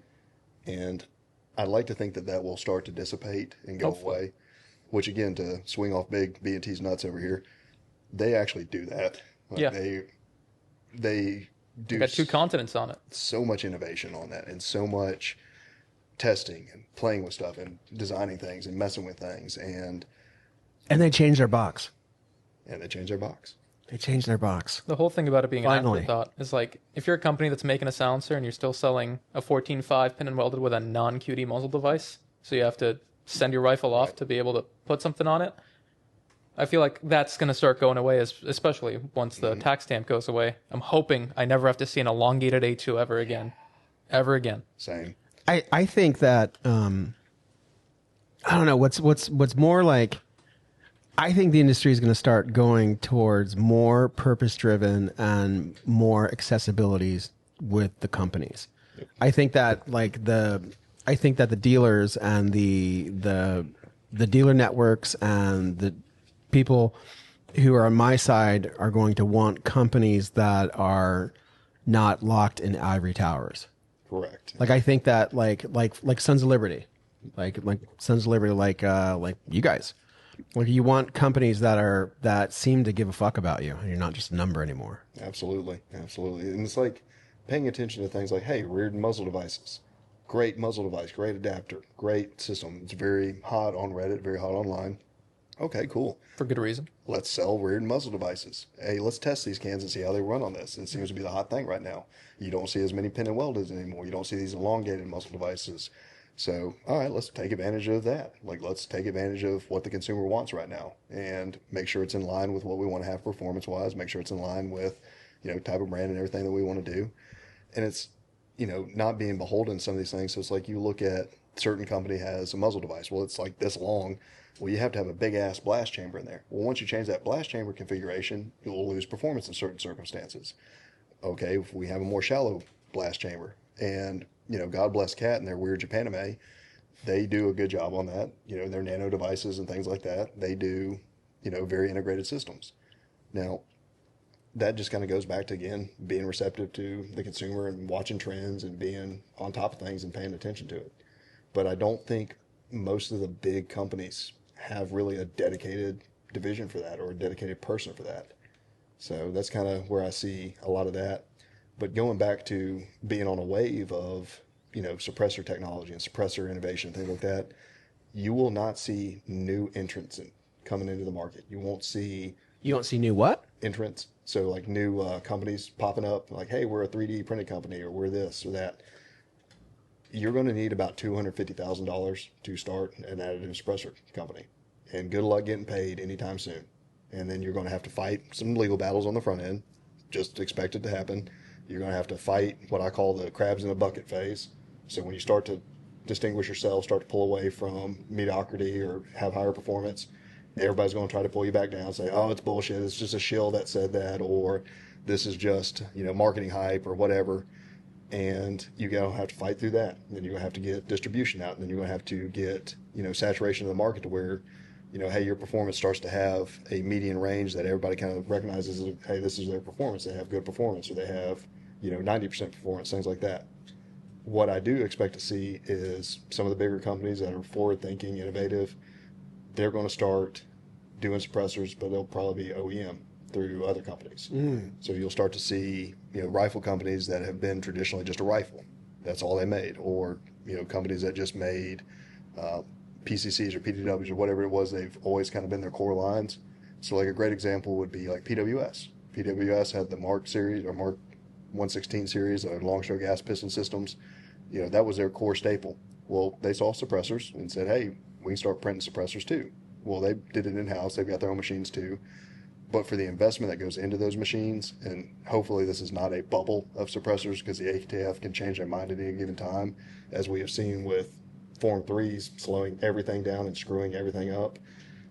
It's a very volatile market. So you're not going to see as many new companies popping up that are just doing additive suppressors, but you'll start to see bigger companies grasping that, taking advantage of that. And a lot of times too, you'll have a company like, Irregular. They're making some badass cans.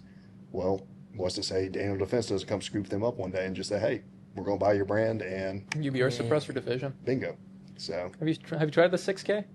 the Hesse Kia, Yeah. shot it several times. So it is a cool can. And I don't want to give their secrets away because love those guys over there, man. They're some good, solid people. Slade, love him to death. He is one of the few people that is solid in his beliefs and solid in his values. You're not going to get Slade to compromise what he feels is his integrity. Sean over there, phenomenally intelligent person. If I thought I was smart about suppressors, that son of a bitch runs laps around me and makes me feel stupid. So we'll sit there and bounce ideas off each other. And that's the cool thing with like Ridgeback. We have a great relationship. We bounce ideas off each other. It sounds like Brokeback, though. I know, right? On top. All right, actually, just spoon. Sounds like Brokeback. Exodus. Right. Can we at least make Doesn't it, though, Ridgeback? Like, don't you? It sounds like fucking Brokeback. You don't think I let them live that way? All right, yeah. 100%. I had a whole meme of the Brokebacks ready for the go.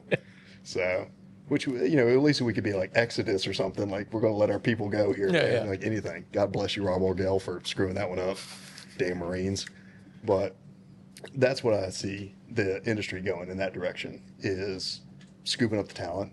Yeah, so that they'll pull Mark Zuckerberg's. Yeah. Like, they'll come buy everybody. Mm-hmm.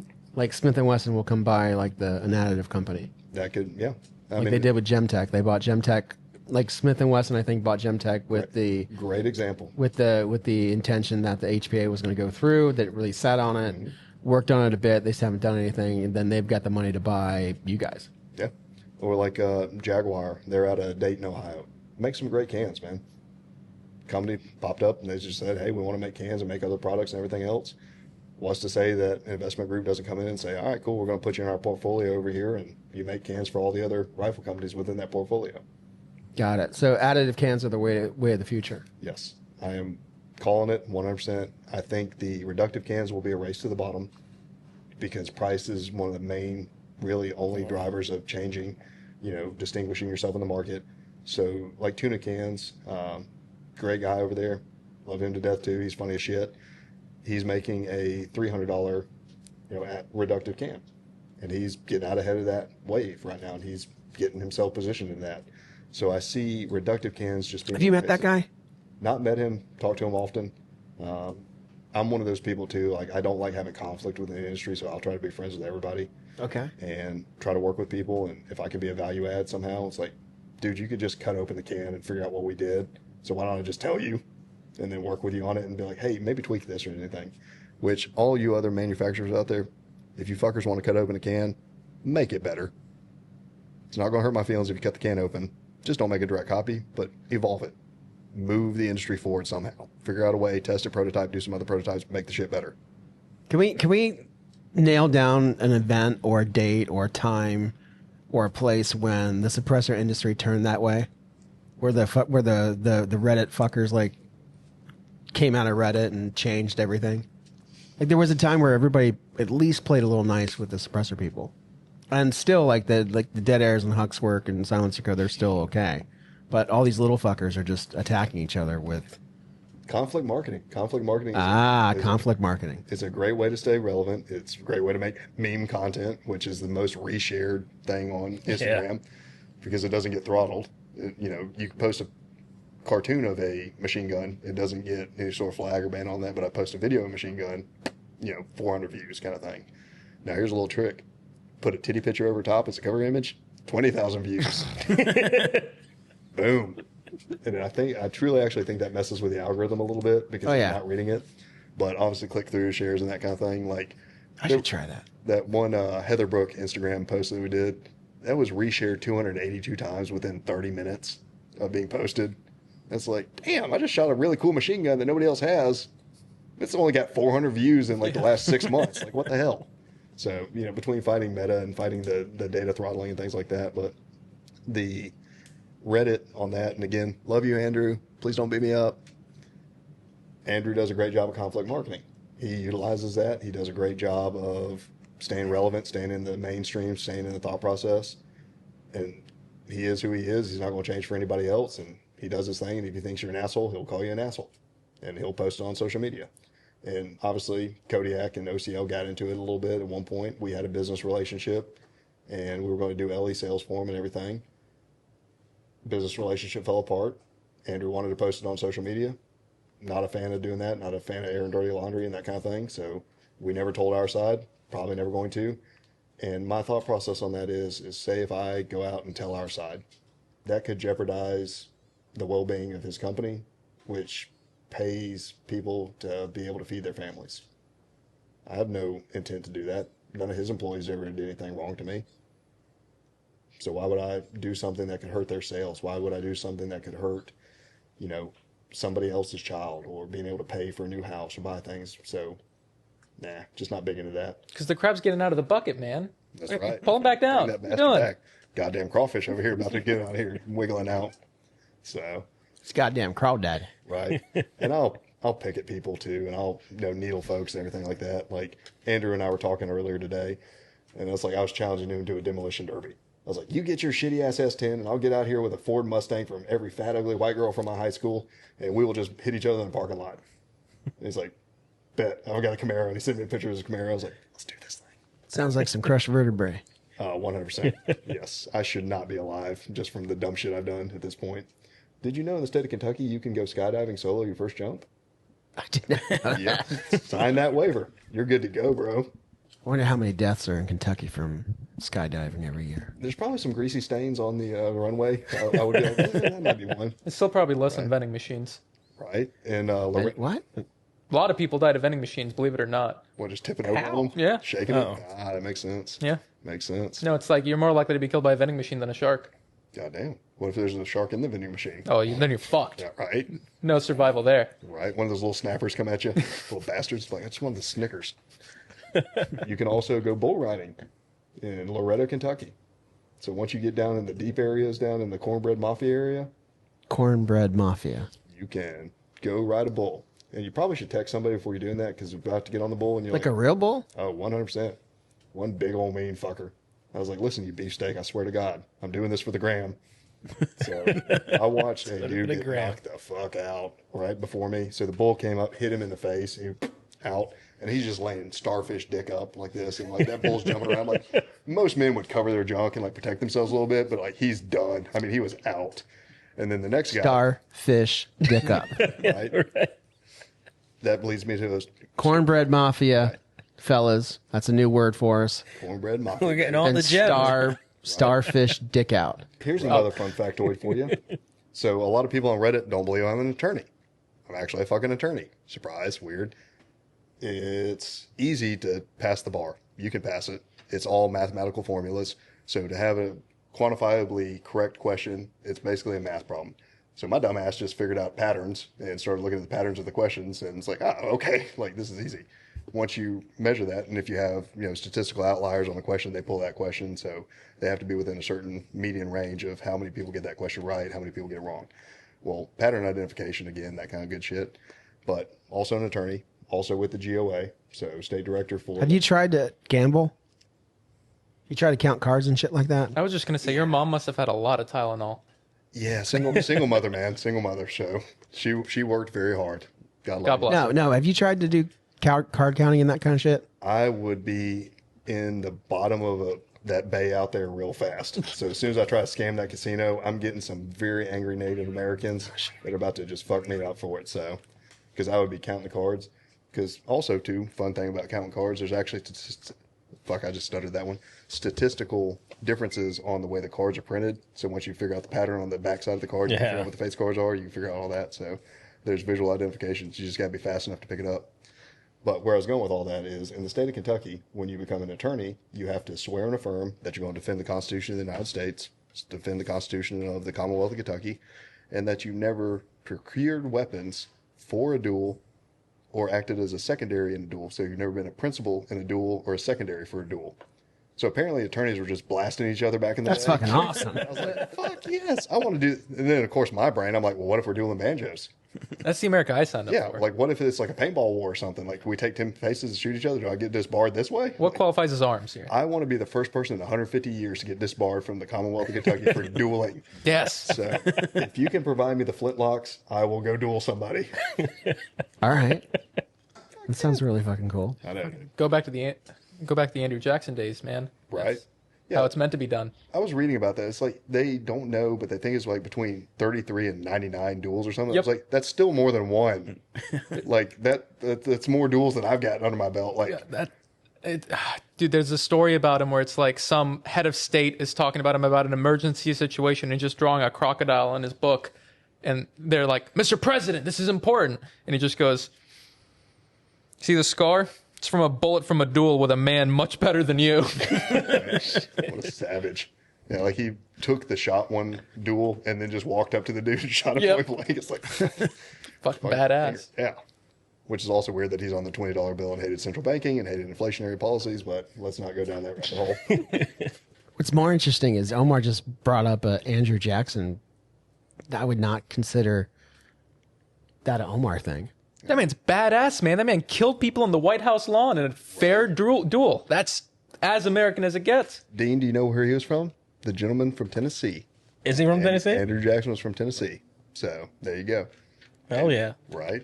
So another reason to go to Tennessee. You got a lineage of dueling the fuck out of people. So, Tennessee kind of fucked the South, though.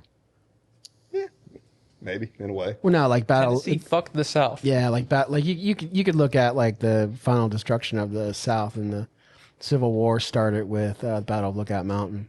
The one battle fought in the night in the Civil War. They just kind of gave up and ran. I think they had knives. Right. They didn't really. I mean, if you've ever been to Lookout Mountain, like there ain't nobody taking that. They could have sat there and fought, and maybe given them a black eye, and it would have staved off, the eventual destruction of Georgia. Sure. And it started in with the Battle of Lookout Mountain. Yep. Sherman's marched to the sea, burned Atlanta, and then got all the way to Savannah. So he just burned a swath through Georgia. It started there. So, Yeah, excellent point. Excellent point. but that's just my fucking. You can also go hang gliding off of Lookout Mountain.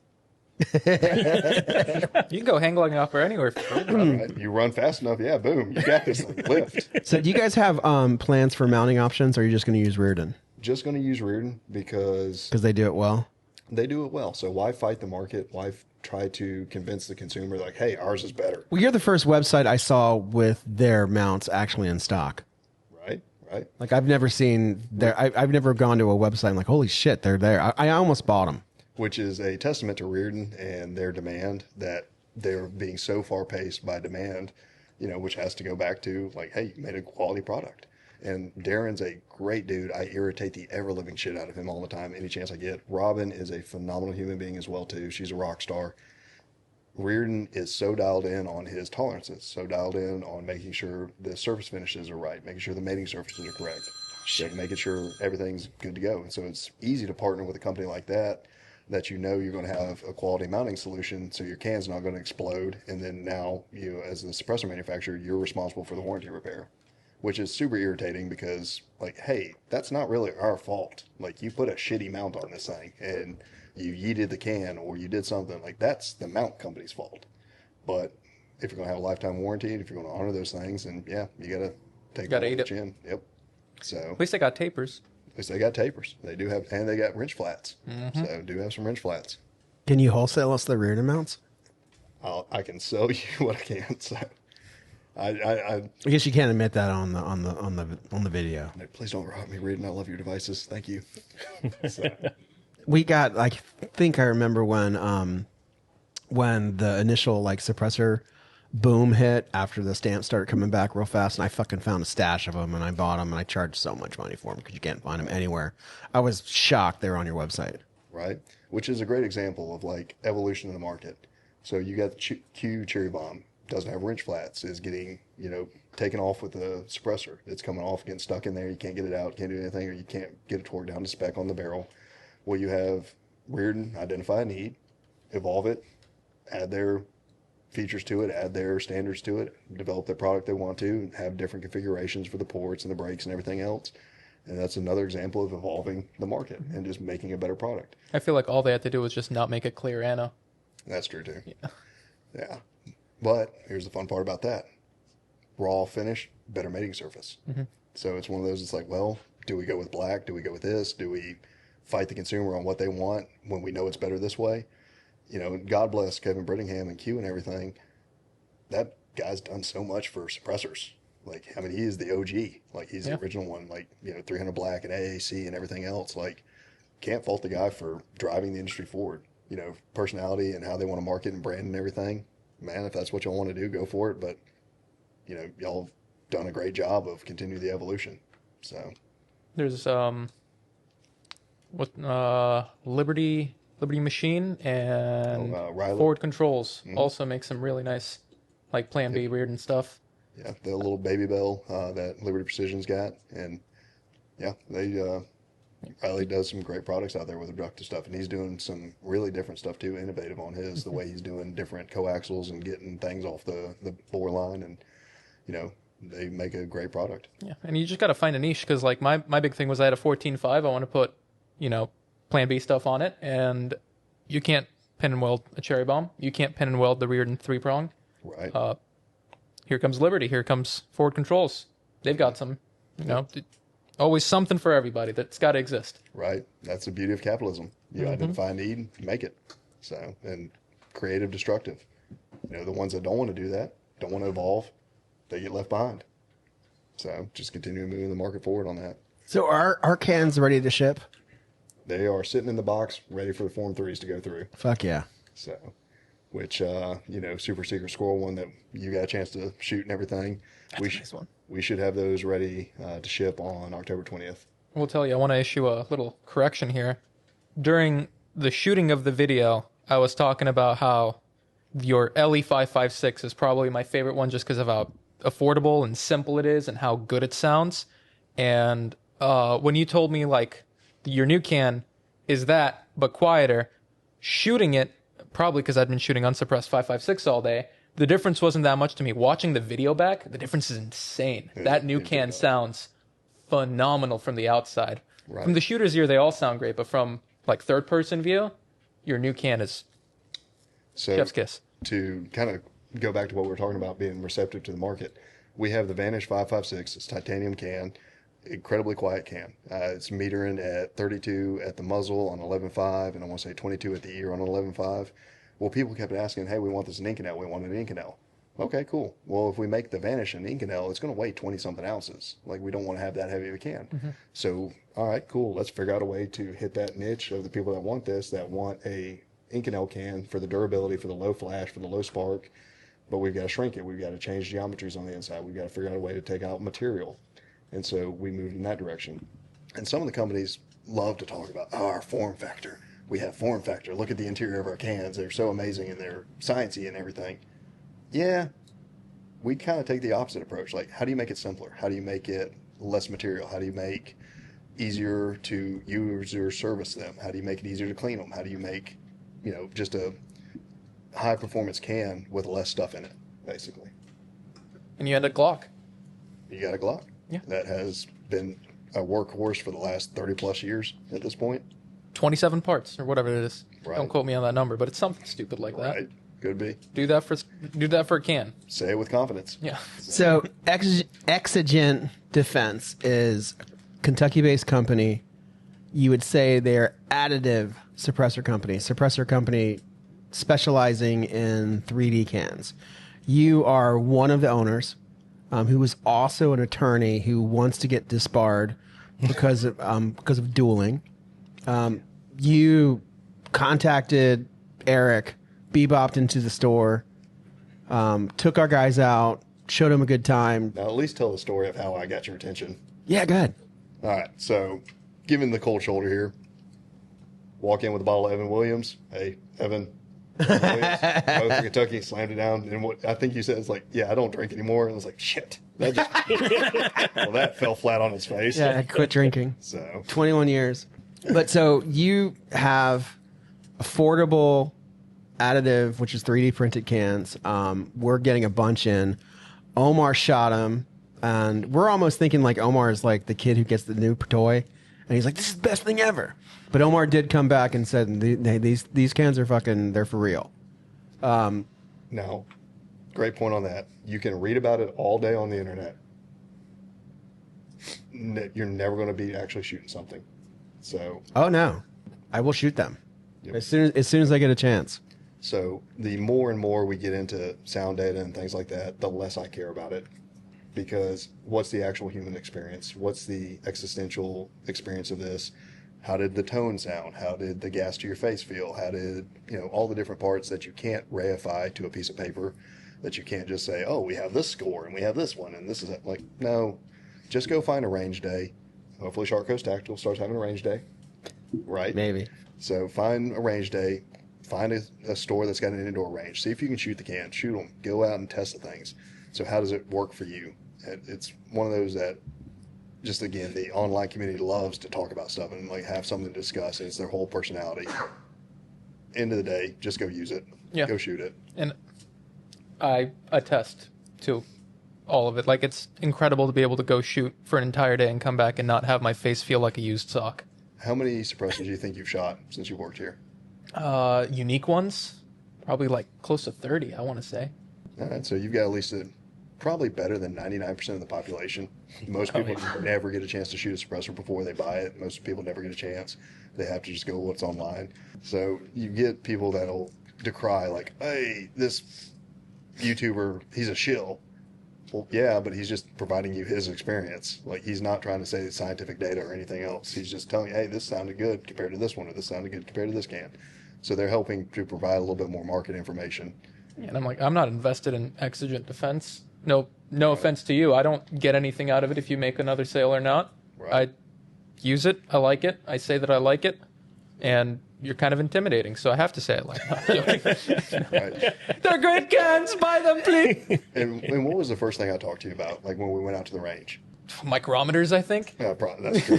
I was on a tear when I was they were ready to get the fuck out of there. I was like, no, we're still talking. It's like, hey, why are you walking away? Come back.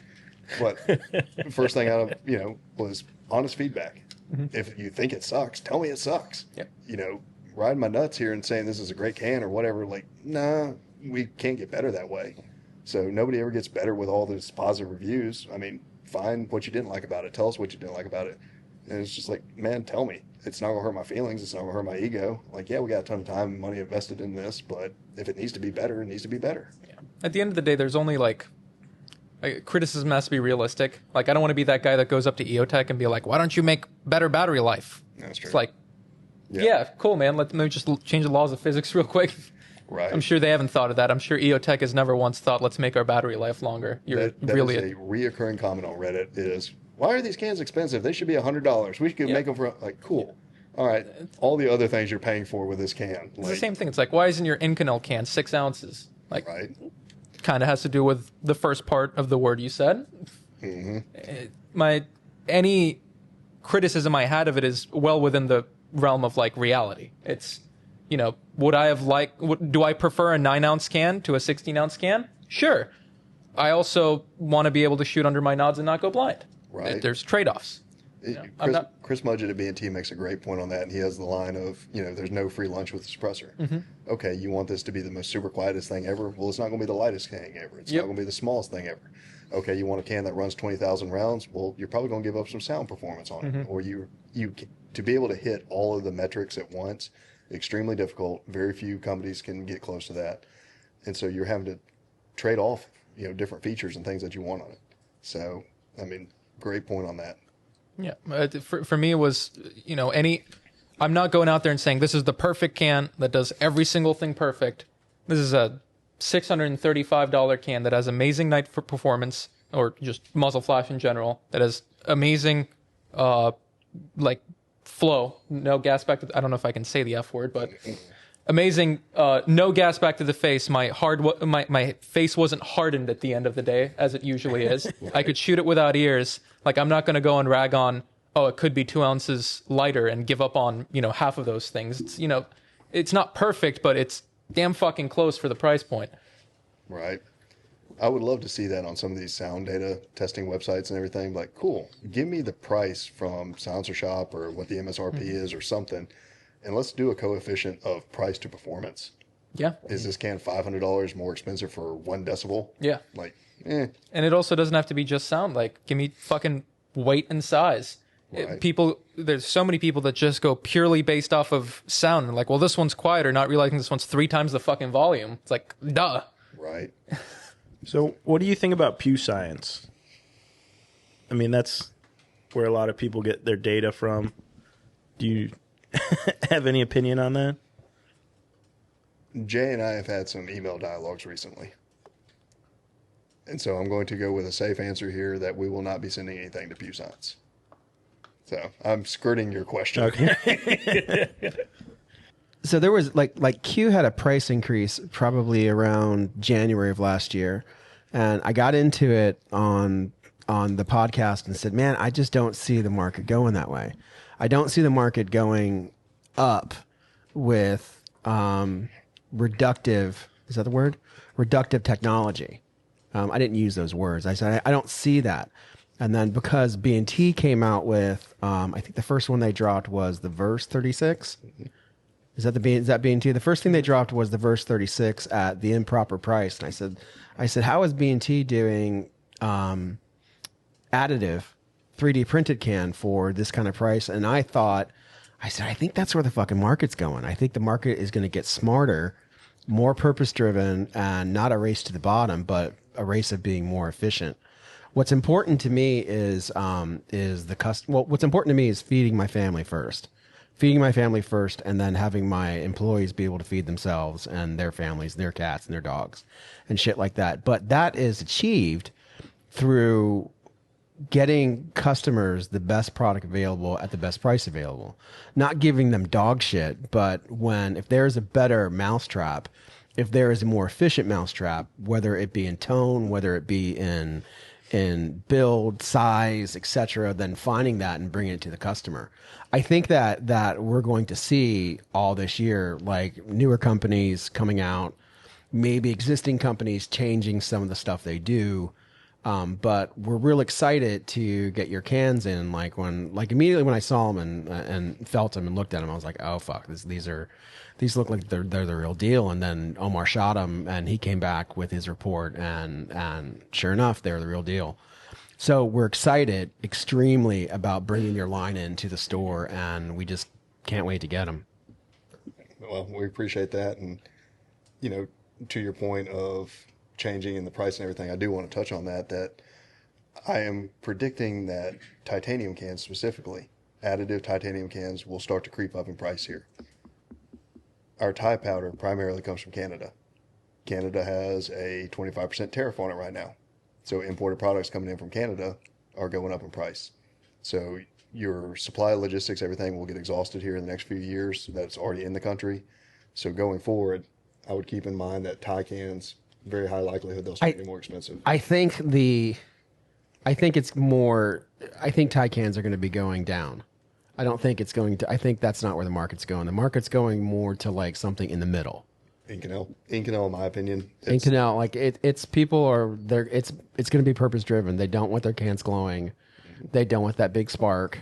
They want decent sound, not too much weight, Extreme durability. Extreme durability. Super alloy. I mean, the great thing I guess we can count on is the suppressor industry is going to continue to grow, Right. And especially with the reduction of the cost in the stamp. But Right. it's good to have you, dude. Now, that's the funny part too. Everybody's like, "Well, you're just going to raise prices by $200 when the stamp goes away."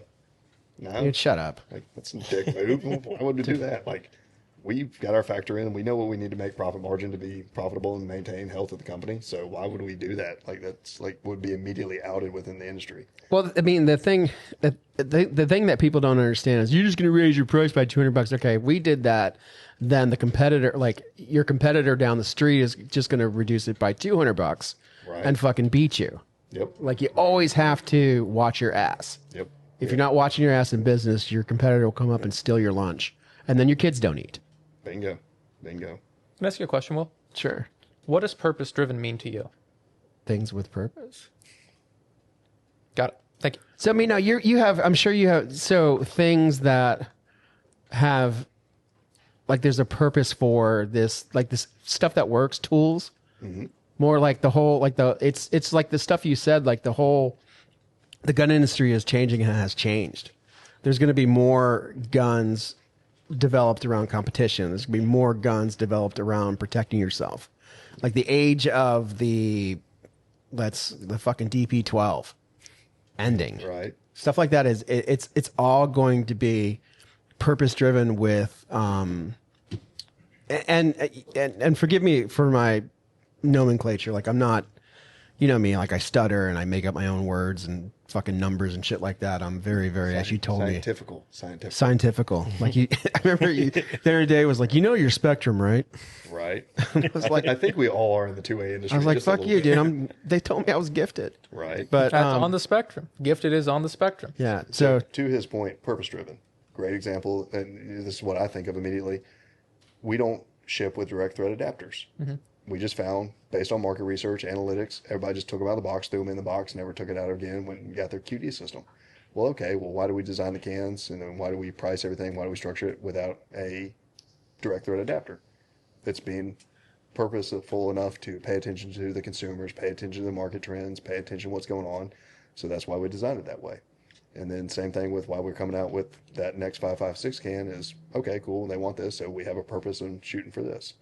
And our whole motto and everything is overbuilt under budget. So we want to make a very durable can, very, meant to be used, meant to be run hard, and get it at a price point where it's not pricing out people to be able to have a better product and not have access to it. So, opposite of, like, okay, here's a great example. So opposite of tactical lever guns. So, for instance, I will. for the last couple, like 3 or 4 years ago, tactical lever guns, the lever gun craze, boom, shut the fuck up. Like, shot up, and dude, if you can get an SBL, shit, you're making some money. And then slowly but surely, bam. Because the internet didn't think it was cool, but also people don't want to fucking load the tactical lever gun after 8 rounds. It gets irritating. And so between, like, the purpose of, like, what do you do with a tactical lever gun? Now, I've got fucking 5, maybe not 5, but I have 3 at least. And I shoot them sometimes, not lately. But the lever gun craze fucking went more into the toilet, and it's still there now. And it's because there's no real purpose to the lever gun. Whereas 5 years ago, like that SBL right over there, those 3 would be gone because it was just fucking cool because of the movie. You know what I mean? And like now, it's not like that anymore. Like people are buying things to shoot. People shoot now. People didn't shoot before. Very little. I would argue. I'm sorry? I would argue people still don't shoot nearly as much as they should be. Have you been to places like Guncraft? You know, places like people. If people don't shoot, then how the fuck are they buying all the ammo from us every week? Like we sell an epic fuck ton of ammo every week, and the people aren't storing that shit. They're shooting it, and they're coming back and they're buying more. But that's just my opinion of the market. Like, and I think a great example of what I'm talking about, because it's hard for me I can't speak like you can. It's the tactical lever gun. Perfect example of the evolution of, or the devolution of, non-purpose driven items in the gun industry are dying, and they're going to continue to die. And people are going to figure out, okay, now what do we do? And companies are going to start making like Daniel Defense dropping the price of their fucking V7 to $1150. Wait, what did you say? Like the Daniel Defense V7 is dropped to like $1150. What the fuck? That's a $1,900 gun. I know it is. They dropped their prices like $800. Uh-huh. Holy. Not. It's special buy group deal for dealers, but still, pile of them over there. Well, what I think, Does that make sense, guys? Or am I Yeah. just fucking Well, on crack? I think what you to go off what you're saying, I think that 5 years ago you had a Mark 18 with a Surefire suppressor and a MRO. You were all set, you know. But now, like, and then you had that, so you'd buy the tactical lever gun. But now you're coming back and saying this gun's kind of out of date now. Now we're into M-LOK, we're into LPVOs and low back pressure cans. I think that the technology is, people are looking at their stuff and saying that we're going on a new trajectory of newer shit. Like, it's more innovative, and it's not innovative towards cool shit. Like, people aren't like, unless the John Wick movie comes out. Right. So function is taking It's the lead. function. Yeah. Function, purpose, and that's what I mean, Omar. But I know that your definition of it and belief in it is probably a little more hardcore than mine, and that's just because I'm old. And I look at everything purely from, first off, I need to feed my family. Second off, I need to feed my employees' families, and I need to look at my business through that lens and try to succeed that way. And the best way to feed my family and help my employees feed their families is by taking care of my customers. If I can do that, then we succeed. If I don't, we fail and everybody goes out of business. And our best way as a manufacturer is providing a product that exceeds the value of your dollar cost. Exactly. And that we can sell, which makes it really exciting to get your shit in. All right, we're going to call it. We've been talking for a while. We appreciate you guys watching us. Exigent Defense, they are coming up here at Shark Coast. This is Evan. He did bring me a bottle of whiskey to break the ice because I told him no, and then he realized, he doesn't drink. Their suppressors will be here soon as the government shutdown stops. If you get a chance, smash the like button, do all that shit. Add a comment into the comment section because you get spicy down there, and it helps with the algorithm. Evan, thank you. We'll see you again. Peace. There you go.